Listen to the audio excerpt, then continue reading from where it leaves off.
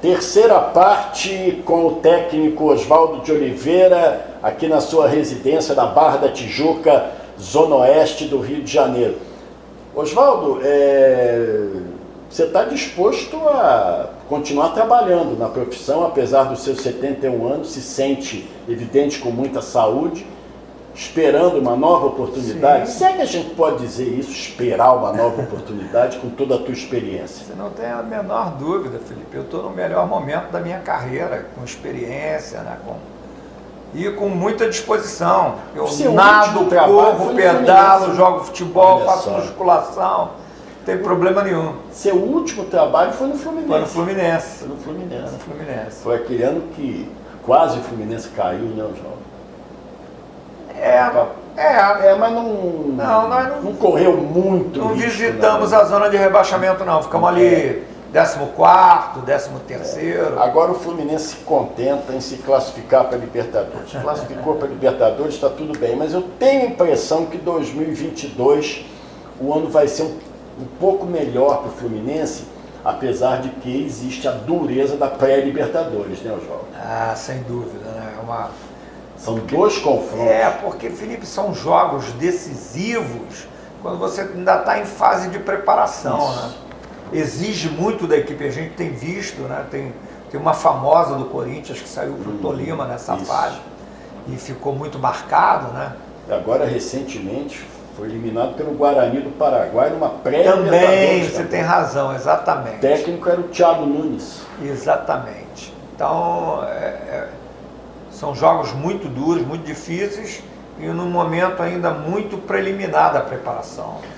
Oswaldo, antes da gente falar de terça-feira passada que você teve na Granja Comari, deixa eu falar da tua experiência de ter ido a Montevidéu assistir a final da Libertadores. A vitória do Palmeiras foi justa? Foi. Foi, né? Só que antes eu quero falar da primeira, em 81, que eu fui também. Ah, você foi também? No Japão? No Japão eu não fui. 81? 81. Ai, meu Deus do céu. 81 Libertadores, eu estou pensando no Mundial. Cobrelô. O Cobrelô no Centenário, você também foi? Então, eu tinha acabado de chegar ao Brasil de férias, eu trabalhava no Catar. 2-0, 2 gols do Zico. Eu trabalhava no Catar, tinha chegado no Brasil de férias e nós tínhamos sido vice-campeões mundiais na Austrália, ganhando inclusive do Brasil com a seleção do Catar. Sim. E aí cheguei aqui. Era o Mundial Sub-20. Sub-20. Foi contra a Alemanha a final. A final contra a Alemanha. Arnaldo César Coelho foi o árbitro. César Coelho, eu lembro desse jogo. Então, eu cheguei e tinha logo um jogo, o primeiro jogo do Flamengo contra o Cobreloa no Maracanã. Aí eu fui assistir esse jogo. 2-1 Flamengo. No dia seguinte, eu estava chegando em casa dirigindo e escutei o Apolinho, o Aston Rodrigues, falando: excursão para Santiago para ver Flamengo e Cobreloa. Eu digo, eu vou lá assistir esse jogo. Estava de férias aqui no Brasil. Foi em Santiago ou foi em Calama? Foi em Santiago. Foi em Santiago. Foi em Santiago. Porque o estádio de Calama não comportava. Não comportava, isso. E aí eu fui para Santiago assistir aquele jogo, foi aquela guerra, Nossa Senhora. Pedrada, Mário Soto, não sei o quê. 1-0 pro Cobreloa. Foi. Aí a torcida do Flamengo ficou revoltada. E quando nós voltamos pro hotel à noite, o pessoal que tinha ido na excursão para ver o jogo falou: pô, João, vamos com a gente, vamos para Montevidéu. Eu digo, tá bom, então vamos. E eu fui para Montevidéu e assisti a vitória de 2-0 com os 2 gols do Zico. Foi um banho de bola, né? Foi lindo, foi maravilhoso. Tem um outro detalhezinho, foi assim, eu me sentei atrás de um gol com um amigo meu de Padre Miguel que tinha um armarinho, o Carlos Alberto. E o Flamengo estava atacando para lá. Aí teve uma falta, o Zico foi bater, eles tinham um goleiro com descendência iugoslava, muito grande, né? E quando o Zico correu para a bola, ele se deslocou antes e foi para trás da barreira e pegou a bola. Aí tá bom, virou no segundo tempo, aí nós aqui atrás do gol, uma outra falta igualzinha. Eu falei, Carlinhos, ele vai bater no canto do goleiro. E o Zico bateu no canto do goleiro. Foi 1-0, foi sensacional. E depois ele fez aquele gol bem de lambada, né? É verdade. Então, aí assisti aquele jogo lá. Só teve terceiro jogo por causa daquela guerra em Santiago, verdade, né? Porque o Flamengo era muito melhor, né? Muito melhor. E o ambiente em Santiago foi terrível, né? Foi muito ruim, inclusive para a torcida. Aquela atitude do Anselmo no Mário Soto, você aprovou aquilo? Não sei, quem sente Você na pele, mandaria né? fazer aquilo? Não, né? Talvez não. Mas o Carpegiani, eles estavam muito aborrecidos, muito irritados, porque as agressões foram muito violentas mesmo, né? Foi uma coisa assim... Agora, tem um ponto positivo, que eu acho, o Tita encarava os caras, rapaz. Eu lembro. O Tita dava carrinho nos caras, o Tita foi pra cima. Qual foi o episódio mais vexaminoso do Chile? Foi esse do Cobelô ou da fogueteira no Maracanã? Meu Deus do céu, da fogueteira o cara depois ficou meu amigo, né? Ah, ficou teu amigo, o Rojas? O Rojas. Ah, ele foi teu treinador de goleiro? De goleiro, ele treinou o Rogério Ceni pra mim em 2002. Olha só. A fogueteira já falecida. Ah, ela faleceu? Já morreu, já tem alguns anos. Não sabia não. Não sabia. Esqueci o nome dela agora, mas foram dois episódios bem feios. Né? Bem chato, sim. Foi. Aliás, o futebol chileno, que sempre foi um futebol muito técnico, ele é manchado às vezes por essas, entre aspas, armações. Esse jogo de Montevidéu agora, Flamengo e Palmeiras, que o Palmeiras ganhou o bi da Libertadores, o bi consecutivo, ganhando na prorrogação. É óbvio que você, como treinador, se você estivesse no lugar do Renato, você não ia responsabilizar o Andréas Pereira, porque isso pode acontecer com qualquer jogador. E um jogador admirável, né, que cometeu um erro. É um jogador espetacular, é um jogador muito técnico. Infelizmente cometeu um erro, mas... Isso determinou o resultado para você, independentemente da responsabilidade ou não dele? Não, sem dúvida. Isso não pode tirar também. Se ele não cometesse aquele erro, o jogo poderia ter tido outro... E para os pênaltis, por exemplo. Exatamente, não tenha dúvida disso. Mas eu acho que o que foi crucial do ponto de vista de estratégia foi o seguinte. O Palmeiras jogou daquela maneira que todos nós já sabíamos que ia jogar. Quando o Palmeiras pegava a bola, o Rony e o Dudu, eles iam para cima dos zagueiros do Flamengo. E essa bola era metida longa ou pelo Luan ou pelo Gustavo Gomes em cima deles. Só que os dois desse tamaninho estavam ganhando as bolas na cabeça. Se a defesa do Flamengo replicasse e houvesse uma briga no meio-campo, o jogo teria sido mais igual. Mas como isso não acontecia, o time do Flamengo era empurrado para trás. E aí o Palmeiras saía até o meio-campo e pressionava a saída de bola do Flamengo. Em contrapartida, do outro lado, o Flamengo não oferecia a mesma agressividade da saída da bola ao Palmeiras, porque o Bruno Henrique e o Gabigol não estavam com aquela pressão que a gente está acostumado a vê-los fazer. Isso deu uma certa tranquilidade ao Palmeiras para jogar. Com a reação depois do gol do Gabigol, a expectativa era que o Flamengo se superasse e não aconteceu. Não aconteceu. A não ser aquela chance do Michael, que poderia ter decidido o jogo. Apesar dos pesares, ainda aconteceu isso, né? Aquela chance... Oswaldo, independentemente se o Renato Gaúcho pode ter sido responsabilizado por algumas derrotas, eu particularmente fiquei enojado, não tem outro termo, eu não consigo ver um termo mais suave, com a covardia com que o Renato ficou sendo atacado, continua até hoje, por incrível que pareça, em redes sociais. Como é que se resolve isso? Não dá mais para mudar isso, né? Não dá, isso é uma coisa que... É muito triste as isso. pessoas se escondem atrás desses subterfúgios. Perfis falsos. Para atacar as pessoas, né? Externizam seus complexos, né? Por exemplo, Felipe, o Renato, quando ele chegou ao Flamengo, com aquela trajetória de já ter falado do dinheiro, já ter falado que ia brincar no Campeonato Brasileiro, mas todo mundo respeita.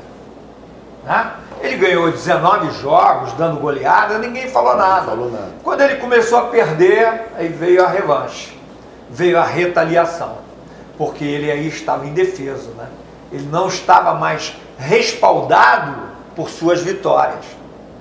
E aí ficou de peito aberto para levar. Ele é um cara muito autêntico nas entrevistas, Exatamente. às vezes até exagera em alguns depoimentos. Eu gostaria de ver as pessoas atacarem quando ele estava ganhando de 4 a 5. Pois é. Nessa hora não, Renato é ótimo. Ele convence os jogadores. Convence. O Renato É um ótimo gestor de grupo. Nossa, que beleza. É isso Quando mesmo. ele passou a perder, a rapaziada caiu de pau. Quando ele passou a perder, até o trabalho que ele fez no Grêmio, parecia que ele não tinha sido campeão da Libertadores pelo Grêmio, nada, né, como técnico, nem nada. Então é profundamente lamentável. Muita gente diz que eu defendo o Renato porque eu gosto dele particularmente. Gosto mesmo, qual é o problema? Agora, eu critico quando ele erra. Essa é a função do jornalista, né? Não tenho dúvida. Quer dizer, o jornalista não tem que ser amiguinho de ninguém. Jornalista Da minha tem... parte, eu vou te dizer, eu tenho admiração pelo Renato, principalmente quando ele era jogador, eu gostava muito do jogador que ele era. Eu não posso dizer que eu sou amigo dele, encontro com ele eventualmente nos jogos, né? A gente tem uma relação legal, mas eu não teria nenhum motivo para defendê-lo nem para atacá-lo. Eu acho que ele teria que ser tratado de uma forma natural. Profissional. Exatamente. Errou, acertou, Exatamente. e ponto final. Esse que deveria ser, essa deveria ser a conduta normal de qualquer jornalista. Infelizmente, hoje não é assim, infelizmente. Agora, Oswaldo, voltando ao jogo Flamengo e Palmeiras, a torcida do Flamengo estava bem maior no estádio? Muito maior. Muito maior, né? Estava assim de 5 por 1. 5 por 1, né? Engraçado que eu estava com um receio danado do Néstor Pitana, porque o que ele tinha feito de lambança nas arbitragens anteriores, ele apitou muito mal a final da Copa, França e Croácia, ele foi muito mal. Ele errou em alguns jogos da Libertadores, um Brasil e Colômbia na Copa América, que a bola bateu nele, depois saiu o gol do Brasil. Agora, ele foi perfeito no jogo, né? Muito bom. Ele é muito bom árbitro. Tem esses... todo ser humano, em algum momento... Ele está encerrando a carreira na FIFA, né? Mas ele é até muito pela bom questão árbitro. da idade. Ele é muito bom árbitro, realmente. Foi muito seguro no jogo. Também Eu não achei... teve lance polêmico, né, Não, só teve aquele lance do Davidson, que foi engraçado. Do Davidson, aquela, mas ele administrou bem ali, né? Foi muito legal. Aliás, o que você acha de um jogador com essa personalidade do Davidson? Você acha normal? Acha folclórico isso? Claro, as pessoas são diferentes umas das outras, têm reações diferentes, né? Então, cada um assuma o que acha que tem que fazer. Como normalmente são as preleções do Oswaldo de Oliveira antes do jogo, no intervalo do jogo? É aos gritos, é aos berros, é aquele negócio, vamos lá, nós temos que ganhar. Como é que é normalmente, ou depende do jogo, como é que é o teu tipo de preleção, Oswaldo? Depende do jogo. Agora, eu costumo alternar a tática, as contingências do jogo com a motivação. Porque se você passa tarefas, você não pode permitir que o teu grupo esteja mais para depressão do que para emoção. Sim. Você tem que manter pelo menos um estado de alerta.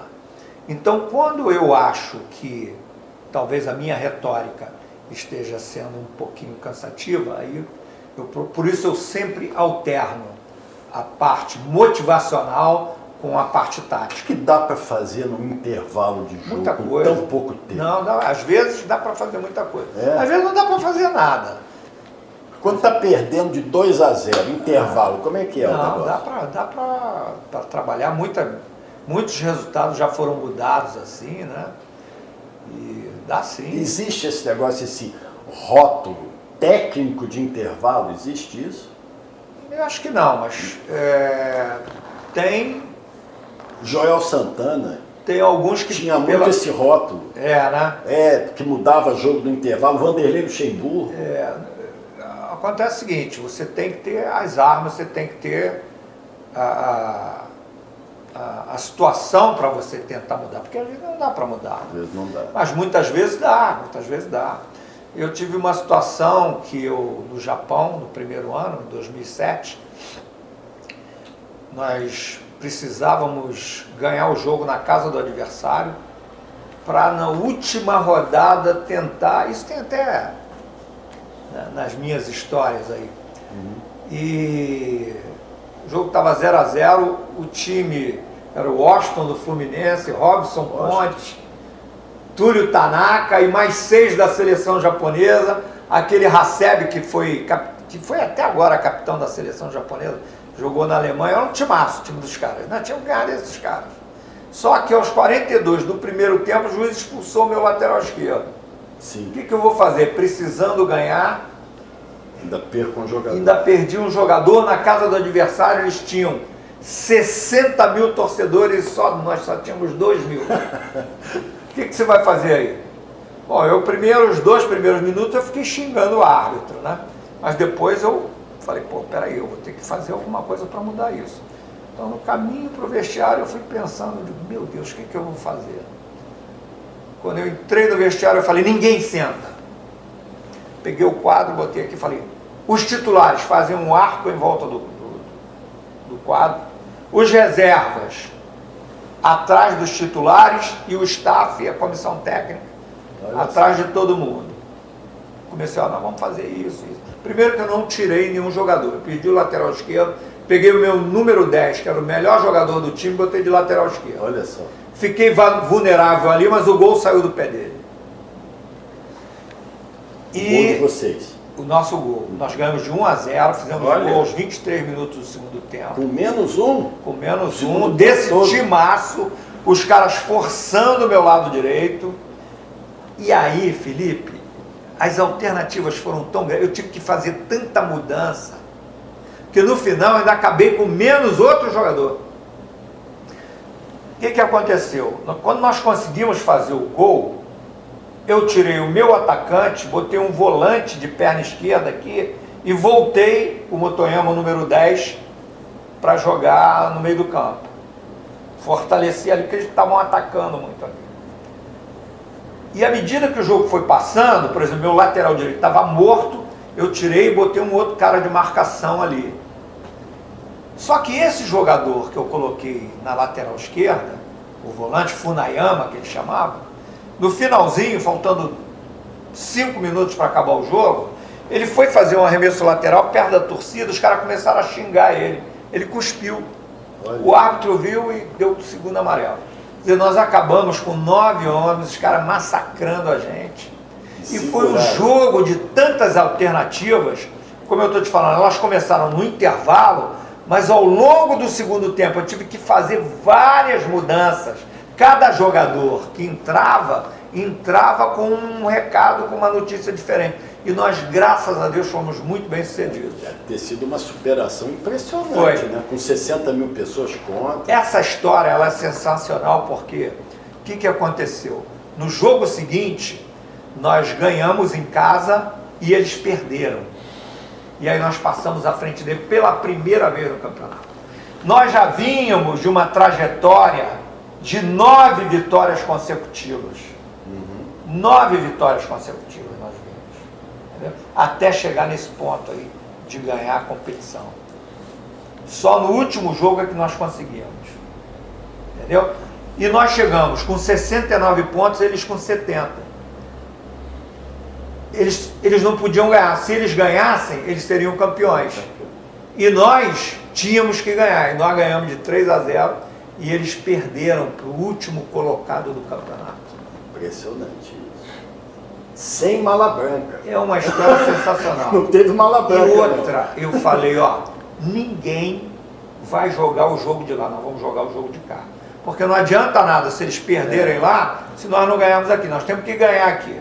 Então não quero saber. Vocês não passavam informação nenhuma para os jogadores? Nenhuma. Nada. No intervalo eu proibi todo mundo, eu digo, ninguém fala nada. Você sabia quando estava o jogo? Você também não sabia? Eu não sabia. Falei, ninguém fala nada para os jogadores quanto é que está esse jogo lá. E nós voltamos assim para o segundo tempo. Essa é a tática correta. No final eu já estava ganhando de 3-0. Aí eu vim assim, eu ia fazer uma substituição lá, faltando 5 minutos, os caras não vão perder pro Yokohama lá. Quando eu cheguei, o Luiz Alberto, que era o meu auxiliar, o treinador de goleiro, falei, Luiz, aí ele fez assim, acabou. O que foi? Somos campeões. Eu digo, não acredito. Ai, meu Deus do céu, ele é assim, eles estão perdendo lá. Estão perdendo ou perderam? Quem, né? Que time era o Ural Reds, o time que eu fui dirigir agora em 2018. E o último colocado ganhou do Ural. Que era dirigido pelo Júlio César Leal. Olha só. O César Leal já faleceu? Não, tá vivo, tá vivo, né? Eu sigo ele no Instagram, tá sempre falando. Oswaldo, você tem 71 anos, Abel tem 69, Vanderlei acho que está chegando a 70 também. Se eu acho que ele está por aí. Próximo. Vocês se irritam quando a imprensa fala, essa geração está superada? Isso irrita, Oswaldo? Eu não me irrito mais não. Mas não, porque eu acho compreensível, né? Criou-se um clima de grife. Um rótulo, né? Isso a gente tem que saber lidar, entendeu?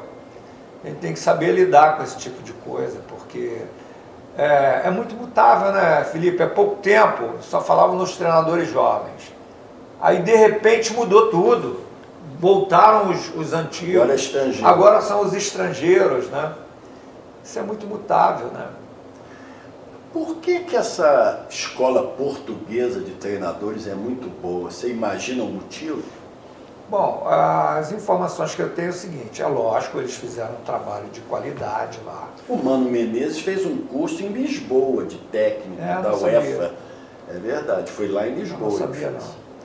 Mas diz que lá é o conjunto, né? Que tudo, a federação, a imprensa e os próprios treinadores... Eles fazem sucesso no mundo todo, né? Impressionante. É verdade. Não, tem muitos bons treinadores. Muitos bons treinadores. Esse Carlos Carvalhal, que pode ser o do Flamengo, você tem alguma informação dele? Não. Né? Ainda não. Ele é o técnico do Braga atualmente, que é o 4º colocado do Campeonato Português. Oswaldo, nós vamos dedicar a última parte da nossa entrevista. Eu juro que eu vou te deixar em paz. Só falta uma parte. Tranquilo, vamos embora. Sobre essa questão envolvendo a Comebol, a sua ida à CBF, na Granja Comari, a gente vai falar muito disso na última parte da nossa deliciosa, ótima entrevista, esclarecedora, jornalística, com Oswaldo de Oliveira, treinador de futebol. Eu não fiz nenhuma pergunta incômoda para o Oswaldo, já fiz umas duasinhas, mas ele se saiu bem. A gente volta já aqui no Felipe Cardoso Sem Freio.